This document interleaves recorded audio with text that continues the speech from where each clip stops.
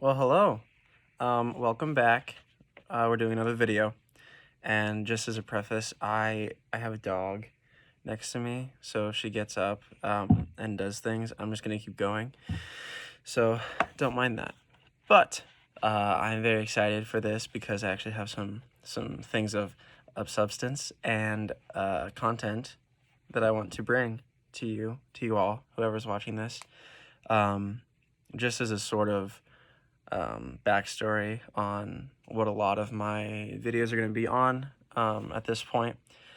I have thoughts, have opinions. We all have thoughts and opinions, and I thought to myself, if I want to have these opinions, I want to be confident enough in them that I can share them with people, I can defend them, and then that begs the question of what things should be propping up my thoughts, what things should be animating the way that I view the world and living, as you can tell by my voice and maybe my face.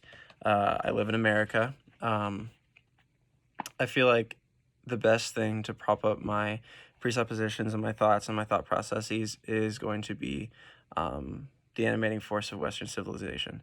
So, using chat, I have given myself a book list of all the sort of foundational texts of Western civilization. I have about 175. I did add a lot more Platonic writings, Socratic dialogues, things of that nature, being the philosophy guy that I am. But I feel like that's a good use of AI.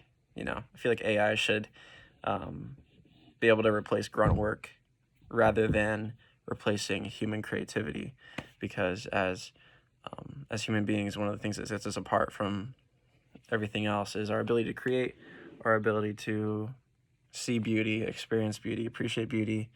And if you are of the Christian faith, then you would believe that we are made in the image of God. And one of the things that we view very highly in our perception of God is his creating nature as well as his loving nature. So both of those things, as well as more things, I would say are pretty central to the human experience. So with that being said, I think I'm justified in my use of AI to do grunt work whenever the reading of the actual books and the expression of ideas is the creation of some art form, something beautiful.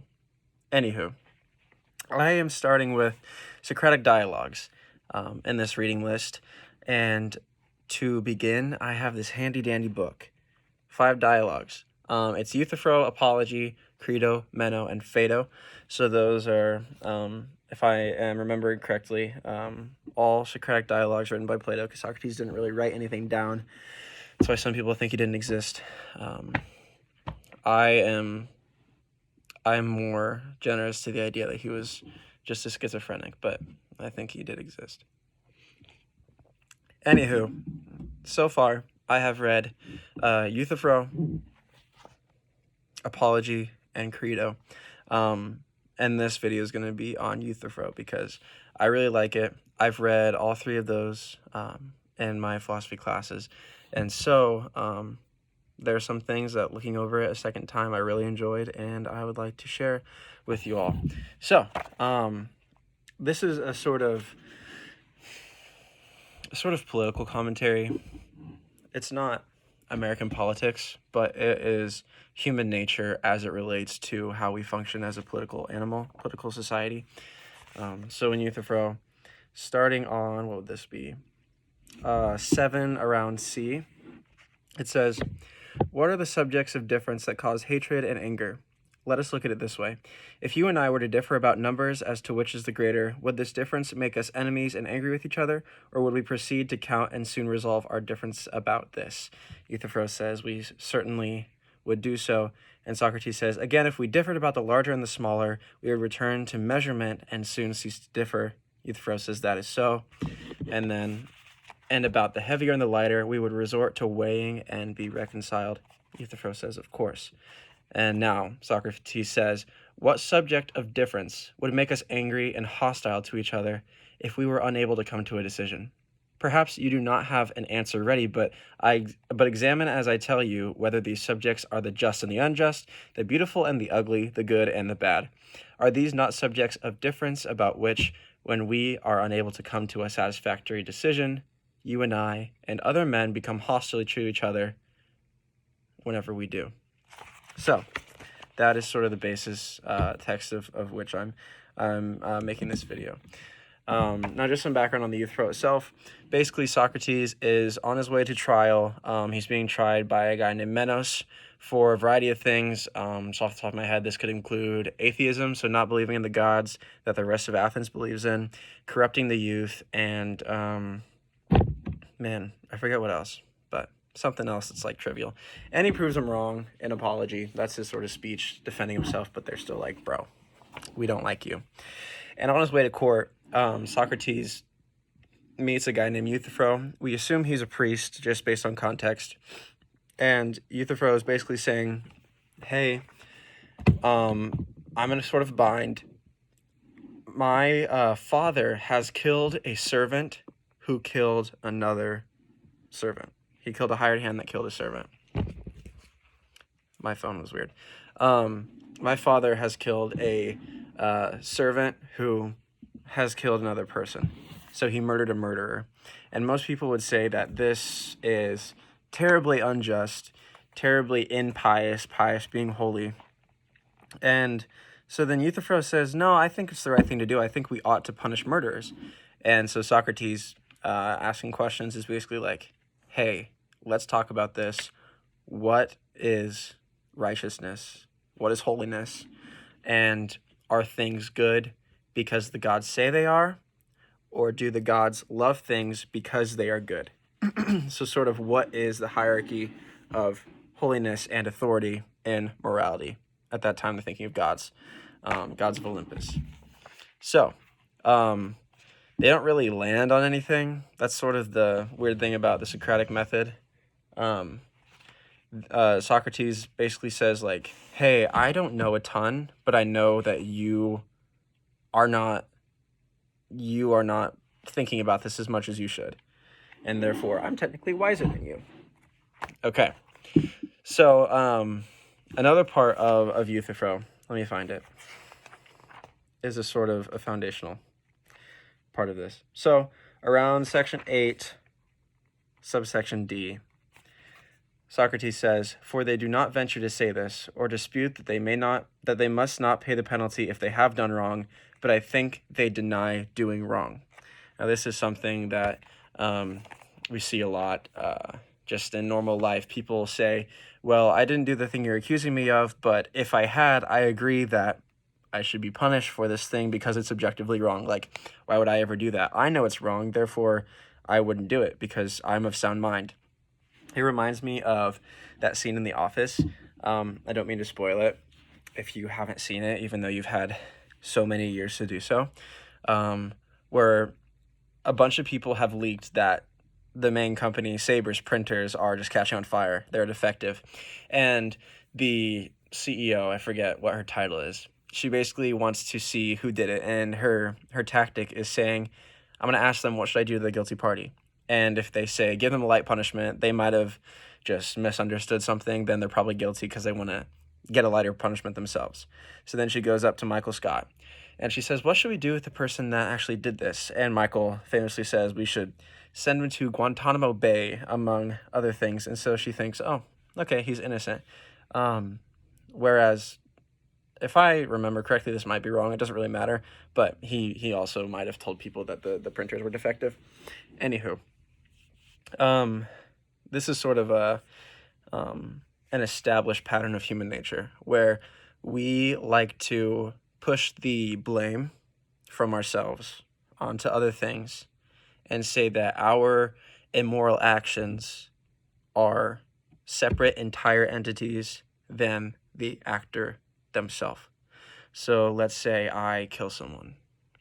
We could still say, yes, murder is wrong. If someone kills somebody else, they're guilty and they deserve punishment. But in your case, you feel like perhaps you were justified. Perhaps you have done other good things in your life that outweigh the bad. And so you think, I don't deserve punishment in this instance specifically. Um, and so this is an established fact of human nature. I don't think many people dispute that. However, there's something else that I find troubling in society today, and I find it abundantly in society today. Um, when we deny the wrongdoer's guilt, that is when we lose our society. Hi, dog. Um, people people who deny that sinners deserve their punishment are people who say that we ought not have laws because those are you okay? Because those laws are basically not doing anything. And they're saying they're yeah, sorry. Distracted. Um,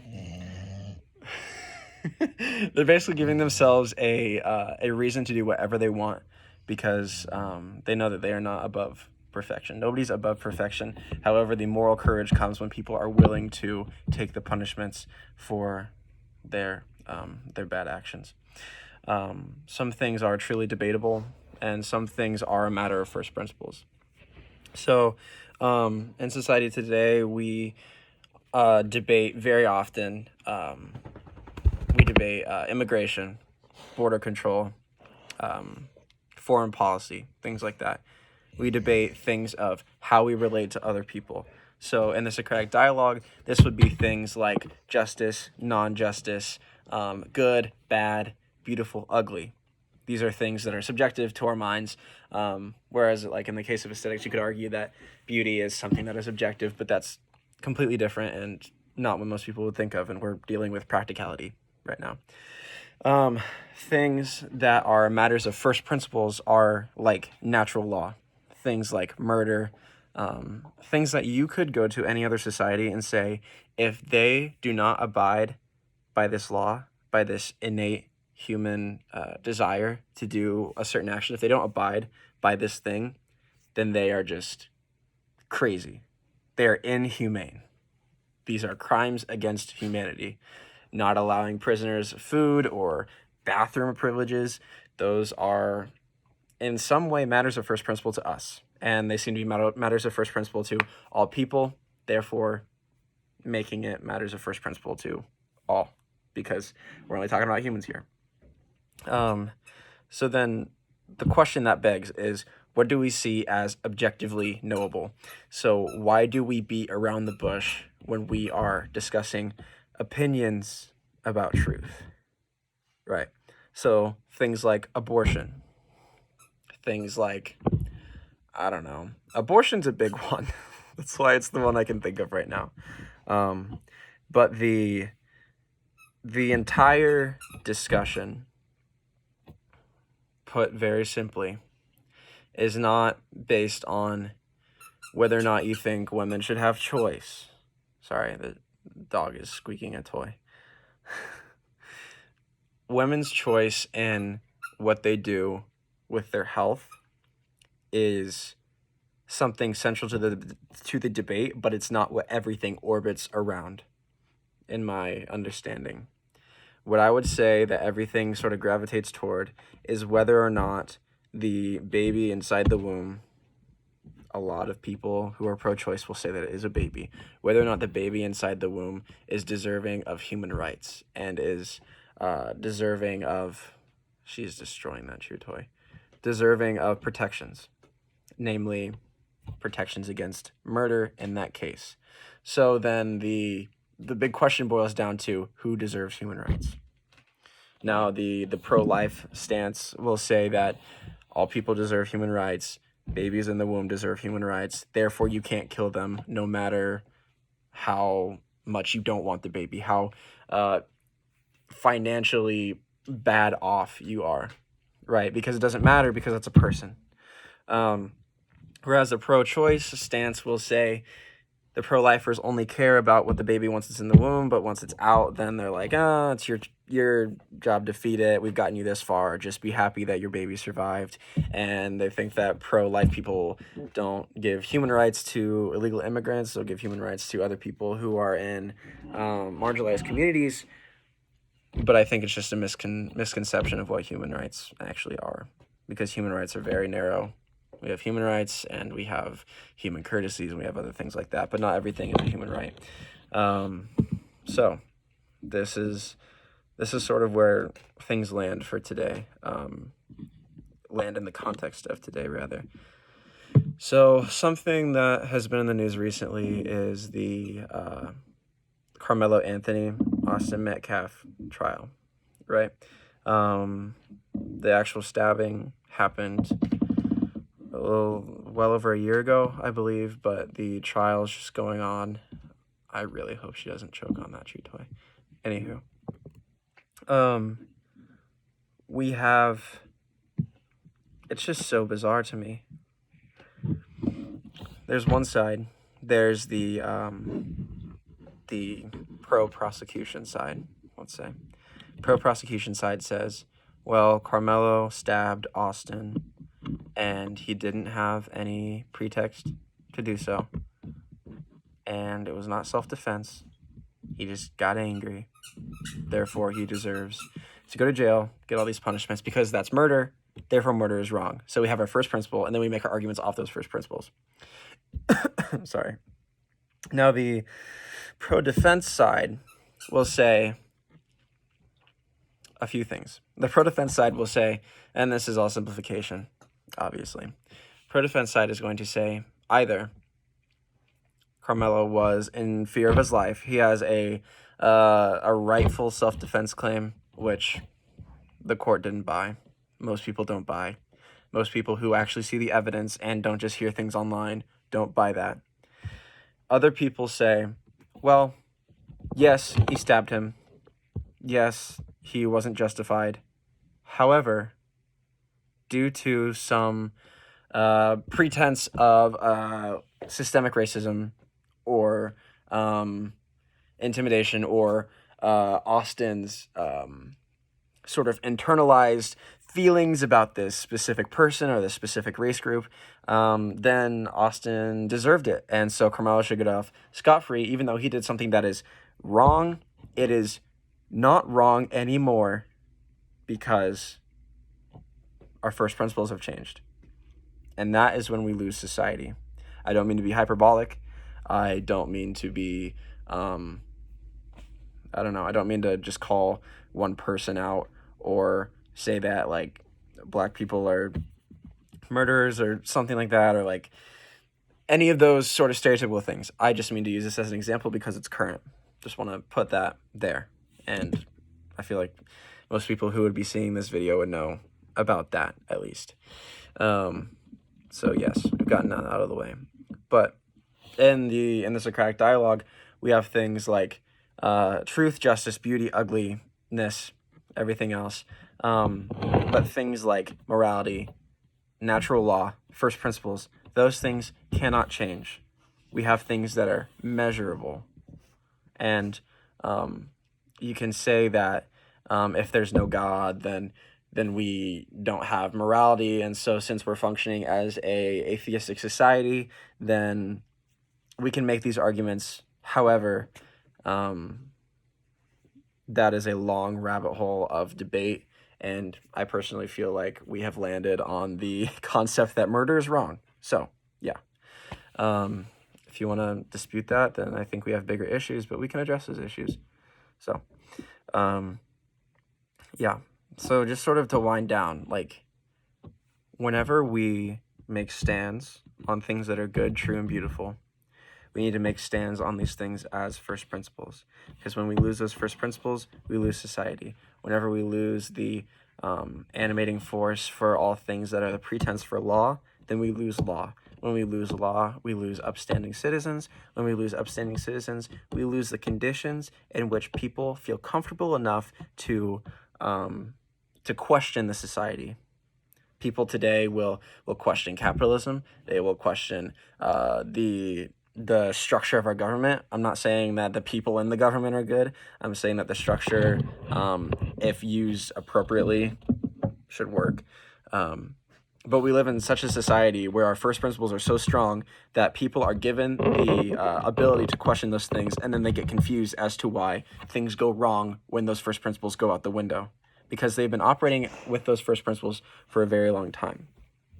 So, my sort of parting words to you would be to say, whenever we argue about something that is objectively knowable, we have to stand our ground based on the necessity of the first principles that we've been operating under for a very long time. We can debate immigration policy.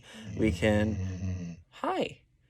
debate what's good or bad for specific people, for anything else. Stop growling at me. She growls when she wants something. We can debate any number of those relatively trivial things. I wouldn't say that they're actually trivial, but relative to murder, I feel like immigration policy is not as urgent, you know? I mean, numbers-wise, obviously there's a lot of immigration that we need to deal with, but murder is the immediate loss of life. So, yeah, so that's where I'm going to leave you all. I hope that I didn't ramble too much about the politics of things. Oh, you're sleepy. About the politics of things, but yeah, I mean, things today do apply to the principles that our society is built on, and that's why I've been wanting to read the texts that give our society life, and I hope that sort of through this journey that it's much easier to make sense of the world. Yeah, my phone keeps having low battery. Anywho, yeah, so just food for thought. What are your first principles? What do you stand by as natural law and as something that we ought to form our society around? So thank you for watching. If you have watched, I think on the first video, it said like 4 views, and like 2 or 3 of those might have been myself refreshing the page to see if the edits I'd made had stuck. But anywho, if you're watching this, thank you. Subscribe if you would like. That'd be cool.